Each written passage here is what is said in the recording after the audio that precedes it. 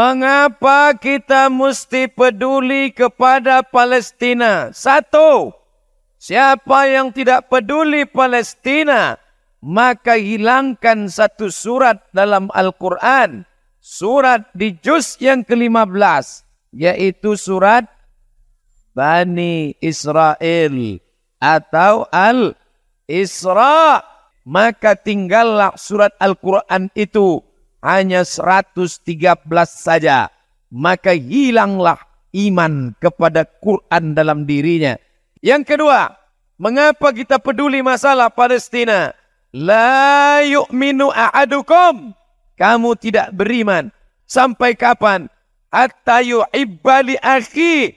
Sampai kau cinta, sayang kepada saudaramu. Orang Palestina bukan saudara satu negara, bukan saudara satu suku, tapi saudara karena la ilaha illallah Muhammadur Rasulullah. Alasan yang pertama, karena ada satu surat dalam Al-Quran. Alasan yang kedua, tidak diakui imanmu.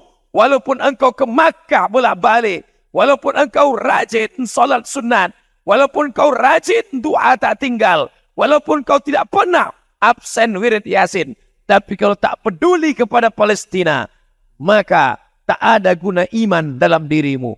Dulu waktu saya kuliah di Maroko, sampai di Maroko tinggal di asrama, dan ada dari Palestina. Sama-sama masak pagi, ada dapur umum. Ketika saya sedang memasak, datang orang Palestina. Abdul Somad, saudaraku sekarang di Palestina tidak bisa memasak. Saya tanya, kenapa?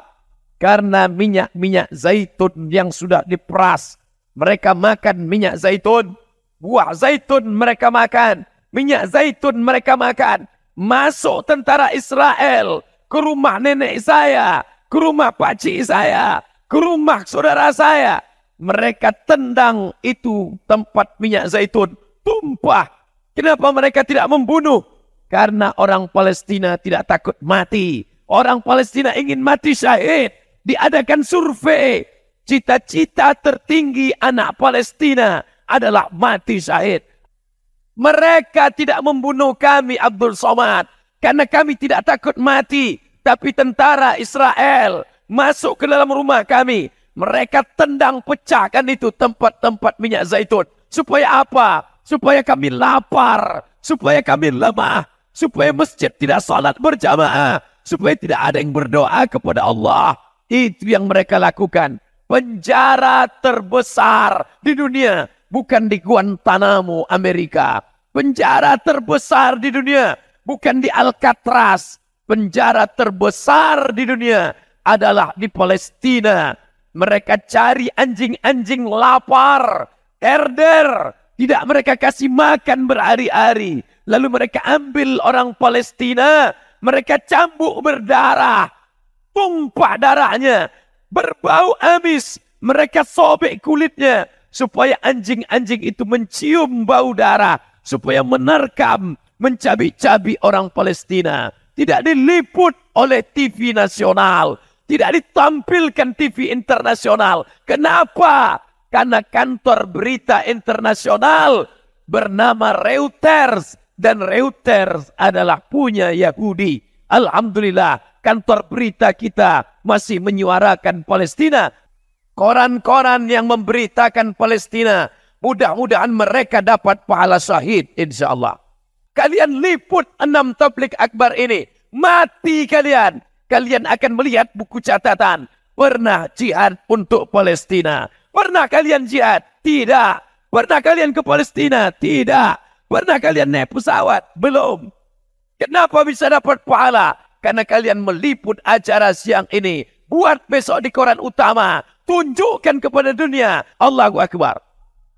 Berjuang engkau dengan HP-mu. Berjuang engkau dengan kameramu. Berjuang engkau dengan duitmu.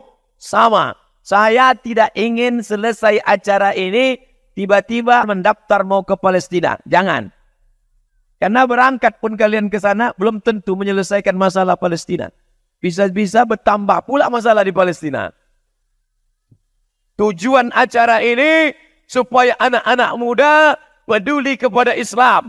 Tapi yang paling penting adalah yang dibawa mati menghadap Allah, pedulimu kepada Palestina. Kalau kau tak ada rasa peduli di Palestina, padahal kau mati nanti, yang kau bawa adalah iman kepada Allah Subhanahu wa taala. Apa bukti iman? Bukti iman adalah peduli pada Palestina. Allahu Akbar.